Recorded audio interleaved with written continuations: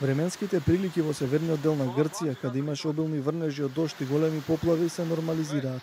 Од Министерството за надворешни работи соопштија дека откако стапиле во контакт со грчките власти, добиле информација дека нема загрозени и повредени македонски граѓани, ниту пак пријавени исчезнати лица. Оние кои имаат оштетени возила треба да побараат увид на лице место. Полициската станица Агиос Николаос на Ситонија е определена за надлежна за издавање потврди за штети на возила од вчерашните поплави.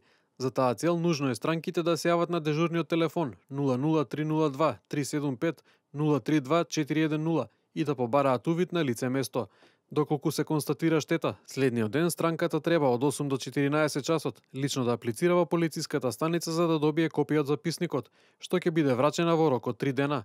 Натамошната постапка за наплата на штета зависи од видот на осигурувањето што го имаат лицата со осигурителни компании во Република Македонија.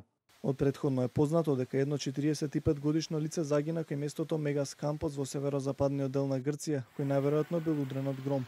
Со проблеми поради поплави се соочија и туристите на полуостровот Халкидики, особено на Ситонија. Дел од нив биле евакуирани од спасувачките служби. Обилните врнежи на некои места предизвикале исвлечишта, како и оштетување на дел од локалните патишта и инфраструктурата.